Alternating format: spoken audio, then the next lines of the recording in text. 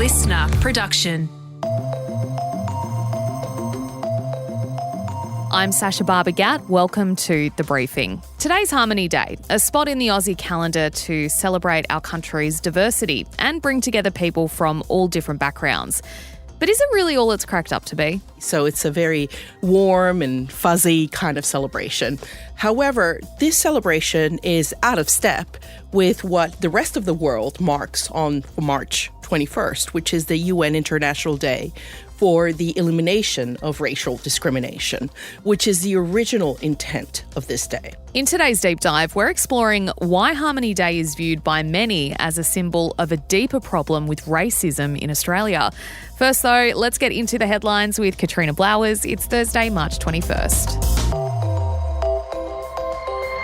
Hello, Sacha. Hi, everyone. Well, we have more on this war of words that's erupted between Donald Trump and Kevin Rudd. Now, Australia's Foreign Minister Penny Wong has defended the former PM Kevin Rudd, who is also the US ambassador, saying he will stay on as ambassador if Trump is re-elected in November. He is a former Prime Minister, a former Foreign Minister.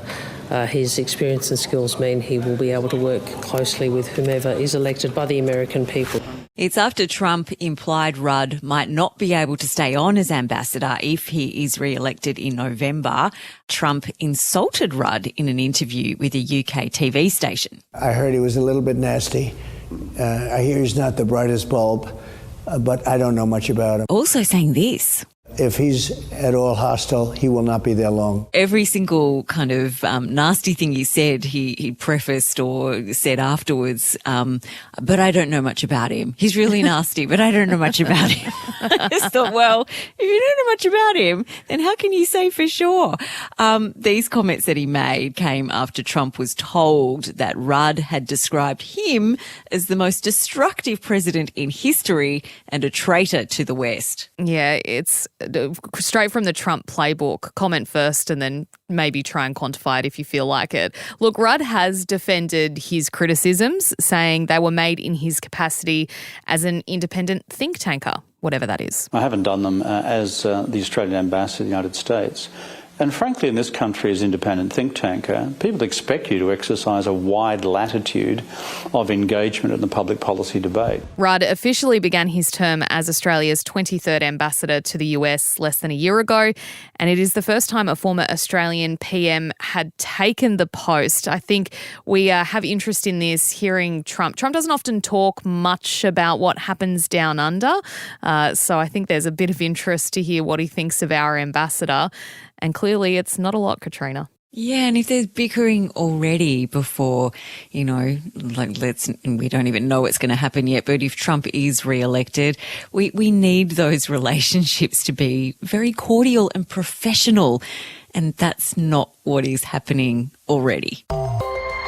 Rupert Murdoch could be personally dragged into a case against his newspapers by Prince Harry and 40 others. They're suing News Group newspapers for unlawful invasions of privacy by its tabloids from the mid-90s until 2016. The Duke of Sussex, as well as Hugh Grant, Guy Ritchie and a number of politicians launched the case claiming unlawful means, including phone tapping, were used to gather information on them. Now, lawyers for the group are seeking to add Rupert Murdoch himself to the lawsuit, claiming the former head of The Sun and now defunct News of the World had knowledge of what was going on. They might have to tear him away from his honeymoon, Sacha, depending on when this trial and when witnesses are called. Yeah, well, the trial is due to start in January next year. It could last 8 weeks, so you're right. Murdoch might be off enjoying marital bliss. And representatives for NGN, which is the newspaper group being sued, say attempts to change the particulars of the case are irrelevant and unnecessary. Also kind of hinting that they want this public inquiry, which is not what it's supposed to be. It's supposed to be a lawsuit against a particular incident of, these phone tappings and invasions of privacy. It's not supposed to be a trial of Rupert Murdoch, in their opinion. And look, while we're in the UK, Katrina, you might have picked up on these claims that a hospital member at the London clinic, which is where Catherine Middleton was being treated for when she had abdominal surgery, that staff had tried to access her medical records. Well, we've heard from Britain's health minister, who has actually asked police to investigate these claims. So that story also bubbling along. The clinic has put out a statement. They never addressed Kate's condition or her stay with them in the statement, but said that any breaches of privacy would be investigated. Yeah, what a huge story that would be. There's no indication whether the staff member involved actually did access those medical records, but so many celebrities apparently go to this clinic because it is renowned for privacy, and it's also where King Charles was recently treated. Data released by the Greens claims affordable housing is now out of reach in all of Australia's eastern capitals. So according to this analysis, an average income of $164,000 a year is needed to buy a home and not suffer financial stress, which is defined as paying 30% or more of your income on a mortgage. Perth and Darwin, you're lucky if you live there, because they're the only Aussie capitals that bucked this trend, but only when it came to units and not houses. So they've crunched the numbers here, Sacha. You live in Sydney, and for young people, I feel like this is so bleak. So they've taken this example of the median house price in Sydney being $1.36 million. So if you don't want to be in housing stress, you'd need a $272,000 upfront deposit. And you also need to be earning just shy of $300,000 a year. No wonder so many people just give up. Yeah, well, this data was specifically looking at single people as well. I think we kind of talk generally and say, oh, you know, couples, they combined income, this and that. But there are a lot of single people who would like to own their own home. You don't have to be in a relationship or in a couple to have that dream and to want to achieve it. And it's hard enough when you've got two people trying to afford a mortgage, let alone one person on their own. And you're right, in Sydney where I live, it feels very bleak, and among people I know and people my age, it is something that most feel is out of reach for them, which is really sad. Australia's median unit price is sitting at $605,000. Compare that to Sydney's, it's $767,250. So it's way above the median nationally. Melbourne's is $620,000, which is also above the national median price. All the other cap cities are under that, but when you factor in income and repayments, that doesn't necessarily mean that it's more affordable for them. So yep, once again, more data proving that Australia's housing crisis is an absolute basket case. And Australia has ranked 10th in the world for happiness. The annual World Happiness Report, which is put out by the UN in conjunction with Gallup World Polls and the Oxford Wellbeing Research Centre, it asks people in 140 countries to rate their life satisfaction over the last 3 years. Unsurprisingly, we saw Scandinavian nations perform the best. Finland took out the top spot for the 7th year running, while Israel slotted into 5th. Now, this kind of plays into the last story, Katrina, about young people being able to afford housing. In Australia, there was a big gap in satisfaction of life between older people and younger people. Older Australians are happier than their younger counterparts. So when you rank that in, what this report did for the first time is actually do a separate ranking for people 30 and under, and then compared that with the ranking for people who were older. And Australia dropped down to 19 when it was looking at people under 30 and their life satisfaction, which I found really interesting. Lithuania topped that list, by the way, for young people. The US ranked 62nd for young people, which is, I guess, shocking when you think of a country like the US having young people that are that dissatisfied. Overall, so when you factored in the young and the old and put them together, New Zealand came 11th, China ranked 60th, Russia 72nd. And on the other end of the scale, we saw Lesotho, Lebanon and Afghanistan emerge as the least happy countries in the report. I quite like these reports, Katrina. I find them really interesting just to kind of see where we sit on the world scale. And I also think, going back to our headline, our top story about what's going to happen in the US election, we cannot underestimate the power of the young vote, especially if we've got people, we've already seen Taylor Swift kind of weigh in a little bit, but if we've got people who can can galvanise that young vote in the US and get people to the polling booths on election day, who knows what could happen? Exactly. And I think maybe some political parties might be sitting up and taking notice of these numbers and how much young people are feeling, I suppose, dissatisfied with the situations they've ended up in. But overall, we ranked 10th, which I think is pretty good, good for Australia. Katrina, thanks for joining us for the headlines today. Next up, it's our deep dive into Harmony Day and why it might not be all it's cracked up to be.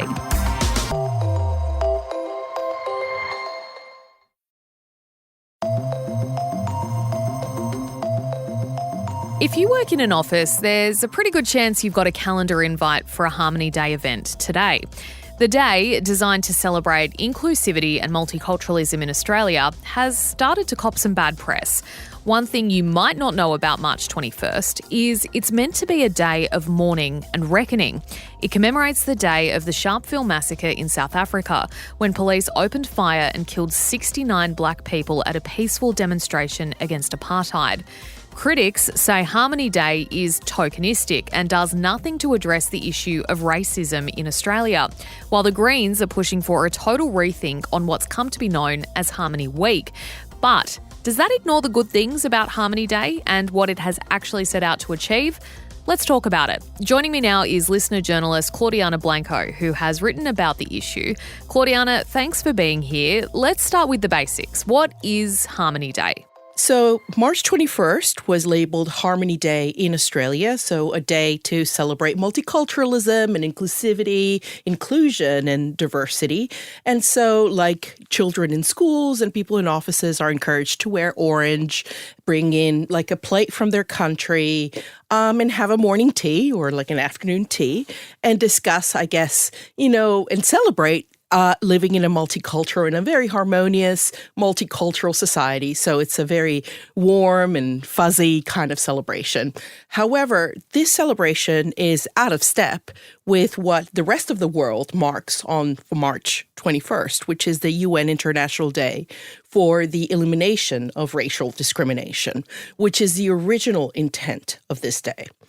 And so in many circles, because there is this kind of difference between the concept of the elimination of racism versus Harmony Day, there are growing calls for this day to change its intent and for it to be, I guess, rebranded or kind of put back in line with what the rest of the world kind of does on this day. Okay. Look, we will talk about that and the people who want to change it. I did want to ask you, though, because I've heard it's a really interesting story, is how Australia actually decided on celebrating Harmony Day in the first place. Yeah, so this is a really interesting story that I learned last year, really, as I was a reporter working in multicultural affairs for SBS, for the Special Broadcasting Service. So I had to interview a lot of experts. And I interviewed Professor Andrew Jakubowicz, who is like a professor emeritus of sociology at UTS. And he is like the top expert in Australia that knows about this history. So basically, John Howard, or then Prime Minister John Howard, introduced Harmony Day in 1999. And this happened in response to a government report. So in the late 90s, the government kind of noticed that there was like a lot of incidences of racism and discrimination in Australia, and it commissioned a report to investigate it. There was a study conducted, and the report was called the Eureka Report. And basically what happened is that the people conducting this report, they invited a cross-section of people, from society, white people, First Nations people, migrants, like a really wide cross-section, and people who also didn't speak English as their first language. And they brought them together to kind of investigate what their views on Australian society were, what their views on discrimination were, that kind of thing. Mm-hmm. As a result of this study, they realized that there was like this really big spectrum of people in society. So you had a lot of people who were like pro-diversity, and then you had at the other end of the spectrum, people who were very hostile to the idea of multiculturalism and immigration and diversity. And they realized another thing, that amongst the people who were pro-diversity, they were really very well equipped to identify racism, what racism was, or in its different forms and in its different manifestations. And they were also very capable of calling out racism. But then on the other end of the spectrum, the people who were more hostile to the idea of multiculturalism, they were unable to recognize racism. And furthermore, they would get very upset, or they would get, rebuff or reject any suggestion that their views were hostile or that their views were racist and that their values and attitudes were against, migrants or multiculturalism. So that was really interesting. But what came about from this Eureka report was that the levels of racism and discrimination in Australia at that point in time were off the charts. And this is kind of like a direct quote from Professor Jakubowicz, who also said that it was so significant that it, and I quote, I remember this word, spooked the government to the point that they buried this report. And it took Professor Jakubowicz about some 15 years to get it released under FOI laws. Wow. 15 years. Yeah. But I should go back and tell you more about this report, because what this report then went to investigate is, okay, we have this issue in Australia. So is there one value that we can use to unite the country that will bring the pro-diversity people on board, but it could also kind of influence those people that had very negative views towards multiculturalism? And they came up with the idea of Harmony Day. So Harmony was the only, or the idea or the notion that Australia lived in a harmonious multicultural society was really the only notion that more than 50% of those who took part in the report or in the study could agree on. And so hence we had Harmony Day. So it was a complete rebranding because the government thought, okay, we can't present this to the Australian public because it will be rejected. It is an interesting story, you're right. And I suppose before I read your article, I just thought Harmony Day was a nice day to celebrate being harmonious. I didn't understand the context behind the creation of the day. And look, it's something that the Greens want to address. They want Harmony Day to be dumped and replaced by Anti-Racism Week. Of course, it's Harmony Week as well. It's a full week in the calendar. The Minister for Immigration, Citizenship and Multicultural Affairs says he will not be celebrating March 21st as Harmony Day and is instead recognising it as the International Day for the Elimination of Racial Discrimination, which is the UN Day. Why do you think the day has started to become controversial? Green Senator Mehreen Faruqi has used very strong language to describe Harmony Day or Harmony Week. She said it's a week of whitewashing. She's described the celebration as tokenistic. She said it's very superficial. And the government in turn has responded by saying, well, we are moving towards a space of having the difficult conversations that need to be had.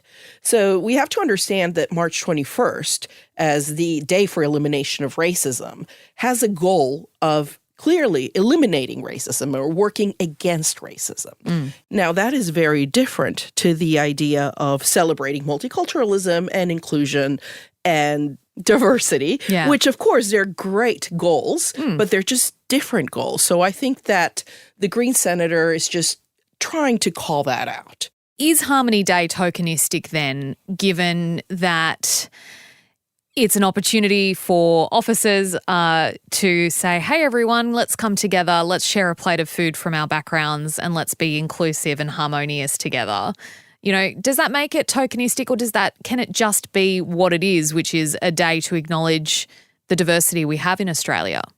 The experts who work in the advocacy space, or in the diversity advocacy space, I should say, do think that more needs to be done. And when you think about it from a policy perspective and from a funding perspective, if you have something like Harmony Day or Harmony Week versus something like Anti-Racism Week, that means that the money that different governments or different organizations or corporations invest, if you invest them in Harmony Day, it's okay, let's invest in celebrating something. If you are invested in anti-racism, then we're talking about educational programs or workshops that are specifically tailored to being anti-racist, to eliminating the presence of discrimination and racism in society. So, yeah, there's a difference there. So what does all of this say about Australia's relationship with racial equality then? It's a country that was founded on the principle of the White Australia policy. Things like the White Australia policy and the stolen generations were happening until very, very recently. So that does have a lasting legacy. ASIO said that the single biggest domestic threat to Australia was the rise of white supremacist groups. And we've seen in the last few years, like men dressed in black, wearing balaclavas, marching in front of the Victorian Parliament. Earlier this year in Sydney on January 26, we saw that again. So there is a growing problem. And there are numbers that back this up. So we have, for example, the Scanlon Foundation issues every year its annual report on the state of social cohesion in Australia. And this year, or last year, in 2023, it found that the levels of cohesion and belonging in Australia were on a 17-year low.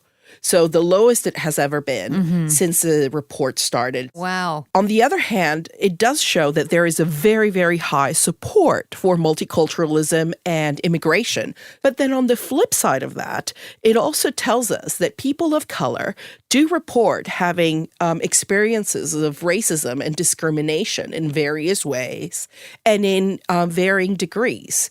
So these are the numbers. And so basically social cohesion and the acceptance of immigration, multiculturalism, and the presence of racism, it's a multifactored, multifaceted kind of thing. So Australia, I guess, would need to invest in this. Now, to be fair, the government has said that it's working now on its multicultural framework.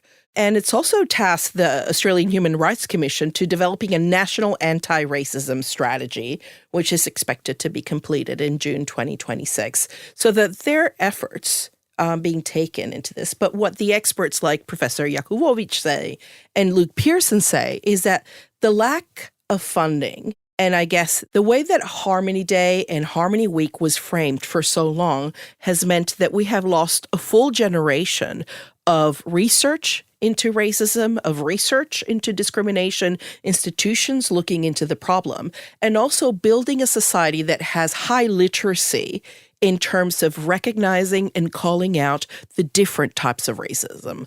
Because we have very obvious types of racism, like the overt, KKK type of racism that's easy to identify. But what is trickier is identifying and eliminating things like casual racism or systemic racism. It is one of those conversations that, as you mentioned, is difficult, but it's clear that it's very important that we have, and why not have it on Harmony Day? Who knows, it might be called something else next year. Claudianna, thanks so much for your time. Thank you for having me. That's all for this morning's podcast. Thanks so much for listening. Be sure to check back the Savo at 3 for another episode of The Briefing. You can also help us by sharing today's ep with someone you know and leaving a rating or review wherever you listen to us. I'm Sacha Barbour Gatt. Catch you next time.